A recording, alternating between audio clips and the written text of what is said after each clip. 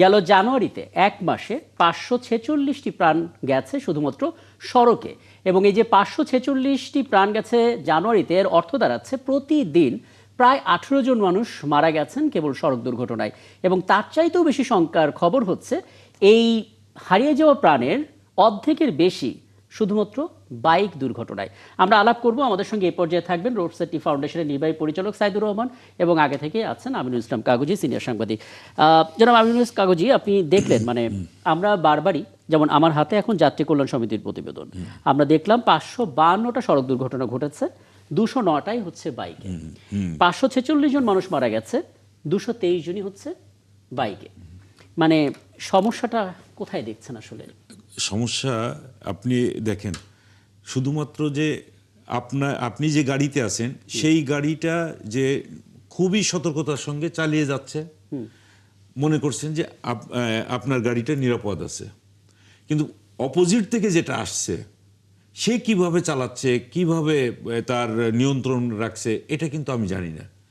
ফলে রাস্তায় যখন চলাচল করতে হয়, ড্রাইভিং সিটে যে থাকবে দুই পক্ষে, দুই পাশে অপোজিট থেকে, আমাদের এখানে তো বেশি ডিভাইডার নেই, হয়তো শহর কেন্দ্রিক কিছু রাস্তাতে এই ডিভাইডার আছে, কিন্তু গ্রাম পর্যায়ের যে সমস্ত জায়গা আছে আপনি যদি যান তা দেখবেন যে ওই সমস্ত জায়গায় তো কোনো ডিভাইডার নেই।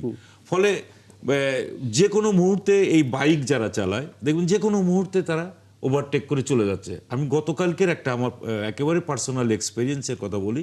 আমি কয়রা থেকে পাইকগাছার দিকে আসতে যাচ্ছি, আর অপোজিট থেকে পাইকগাছার থেকে যাচ্ছে ওইদিকে কয়রার দিকে, বাইক দুইজন আছে, তার সামনে একটা কাভার্ড ভ্যানের মতো, সেখানে ইঞ্জিন ওই যে ব্যাটারি চালিত, ওই কাভার্ড ভ্যানের ওই পাশে কি আছে না আছে সে কিন্তু দেখলো না, না দেখে দাম করে সে ওভারটেকটা করলো। আর ওভারটেক করলো, আমরা তো আসছি, সে আমাদের ড্রাইভিংয়ে যে আছেন সে ভালোভাবে চালায় আসছে, এসেই দুইজনই এসে ওই বাইকটা এসে আমাদের গাড়ির সামনে পড়লো।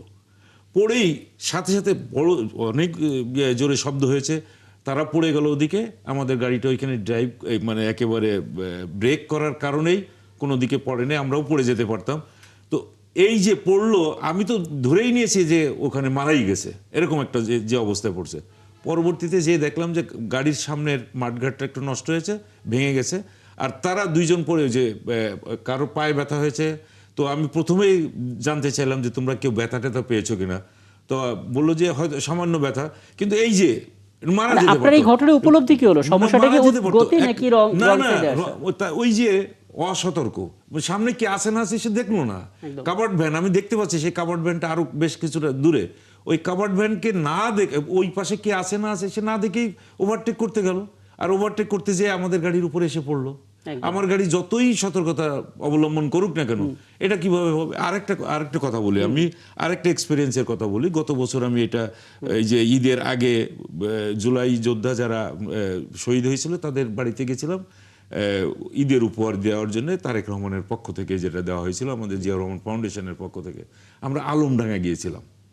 তো আলমডাঙ্গায় যাওয়ার পথে, কুষ্টিয়া থেকে যাওয়ার পথে এত আঁকা বাঁকা রাস্তা, আমরা যাচ্ছি ঠিক মতোই, হঠাৎ করে দেখলাম যে অপোজিট থেকে একটা একটু বাঁকা যে রাস্তা, ওই রকম ব্যাটারি চালিত বড় একটা ভ্যানের মতো এসে আমাদের গাড়ির উপরে এসে আছড়ে পড়লো।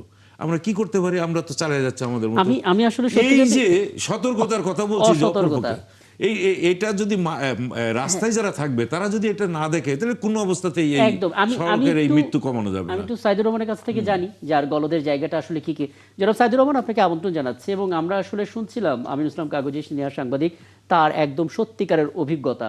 এবং দুটো ক্ষেত্রে আমরা দেখতে পাচ্ছি, একটা বাইক অসতর্কতা জনিত কারণে উচ্চ গতি নিয়ে রং সাইড দিয়ে আসলো, এবং এই ন্যারেটিভটা, এই ঘটনাটা আমরা প্রায় শুনে থাকি যে এখন প্রচুর রাইড শেয়ারিং অ্যাপ আছে, অনেকে আছেন যে অ্যাপে যান না, খ্যাপে যান, কথাবার্তা বলে তারপর যাত্রী উঠান, যত দ্রুত তাকে পৌঁছে দিতে পারেন তত বেশি ইনকাম করতে পারবেন, এরকম একটা টেন্ডেন্সি আমরা দেখেছি।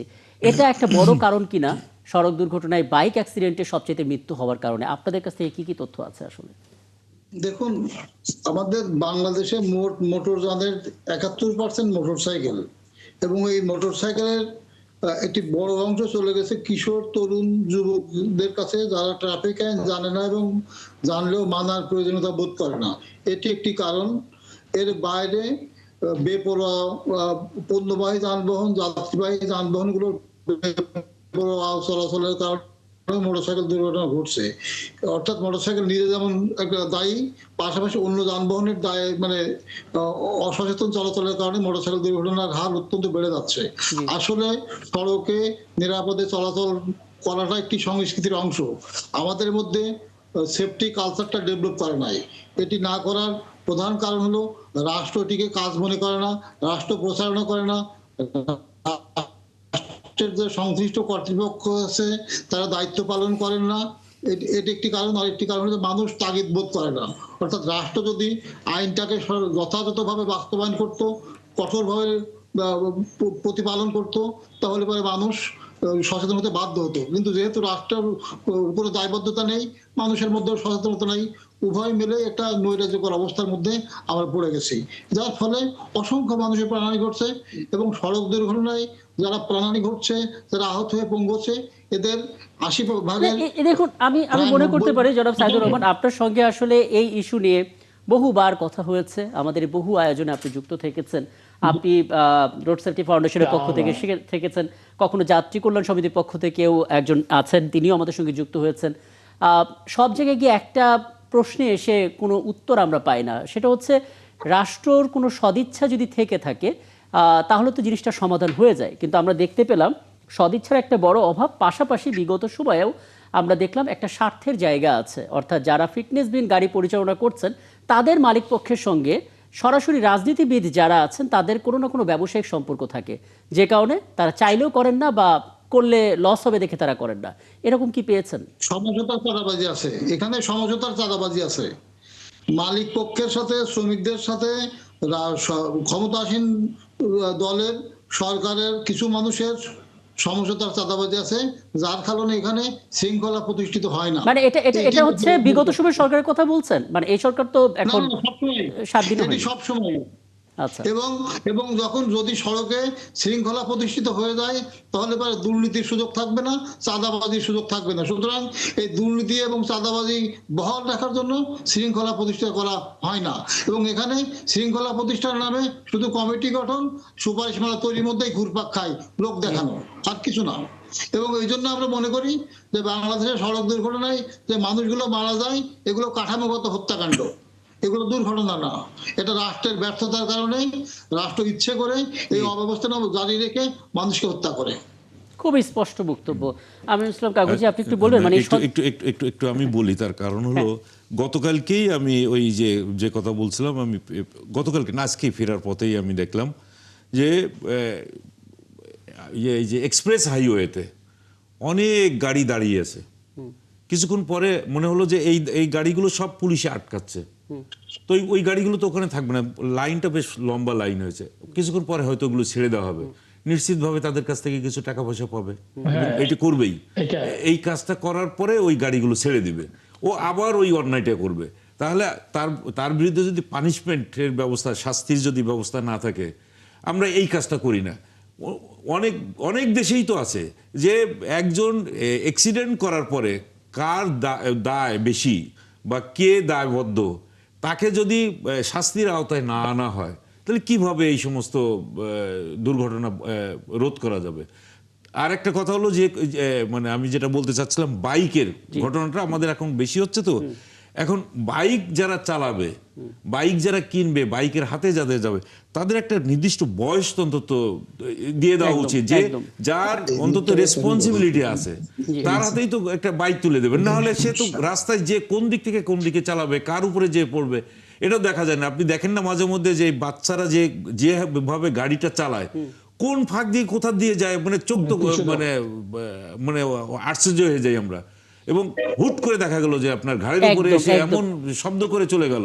তো এইগুলো নিয়ন্ত্রণ করবে কারা? যারা রাস্তায় থাকবে, আইন শৃঙ্খলা বজায় রাখবে যারা, তাদের তো দায়িত্ব কিছু থাকে। আমি একটু আলাপ করে নিই। তারা যদি টাকা পয়সা নিয়েই যদি ছেড়ে দিয়ে দেয়, এটা খুবই হতাশাজনক। সাইদুর রহমান, এতদিনের যে অভিজ্ঞতা, এতদিনে আপনাদের যে পর্যবেক্ষণ, সেই সমস্ত বিষয়ে নিশ্চয়ই আপনাদের কিছু সুপারিশও আপনারা তুলে ধরেছেন।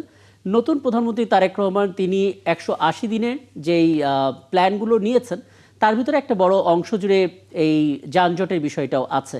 যানজট যেখানে থাকবে, যানবাহন নিয়ে যেখানে কথা উঠবে, সেখানে নিশ্চয়ই এই সড়ক দুর্ঘটনার বিষয়টাও আসাটা যৌক্তিক। আপনারা কি প্রধানমন্ত্রী বরাবর বা সংশ্লিষ্ট মন্ত্রণালয় বরাবর তুলে ধরবেন সুপারিশগুলো, বা সেই যোগাযোগটা না, করছেন? আমরা প্রধানমন্ত্রী বরাবর একটা খোলা চিঠি পাঠানোর জন্য প্রস্তুতি নিচ্ছি। সেখানে যানজট নিরসন এবং সড়ক দুর্ঘটনা রোধ করার জন্য এক গুচ্ছ সুপারিশমালা থাকছে, যেটাকে আমরা বলছি টেকসই পরিবহন কৌশল। জি। সেটি আমরা 21 দফায় উল্লেখ করে দিচ্ছি। ঢাকা শহর যানজট কমানোর একমাত্র টেকসই সহজ যাত্রীবাহী বাসের সংখ্যা বৃদ্ধি করা এবং গুণগত মানগুলো কোনো এগুলো থাকা উচিত, কিন্তু এইগুলো দিয়ে যানজট কমানো যাবে না। রাজধানী ঢাকাতে মাত্র 3,500 কোটি টাকা খরচ করে 4,000 নতুন বাস যদি আমরা ক্রয় করতে পারি এবং সেগুলো যদি রুট রেশনালাইজেশনের মাধ্যমে কোম্পানি ভিত্তিক পরিচালনা করা যায়, কোনো যানজট থাকবে না। মানুষ প্রাইভেট গাড়ি ঘরে রেখে বুঝতে পারছি, অনেকগুলো বিষয় খুব চমৎকার করে উত্থাপন করলেন এবং অনেক ধন্যবাদ আপনাকে জনাব সাইদুর রহমান। আমি নিশ্চয়ই সামনে কোনো আয়োজনে আবারও আপনাকে পাবো এবং হয়তো আমরা এই সুখবরটা পাবো যে সড়ক দুর্ঘটনায় মৃত্যুর হারটা কমেছে এবং উচিত। হ্যাঁ, এবং সেই প্রত্যাশা নিয়ে আসলে আলাপটা শেষ করে অনেক ধন্যবাদ। রোড সেফটি ফাউন্ডেশন নির্বাহী পরিচালক সাইদুর রহমান আমাদের সঙ্গে ছিলেন।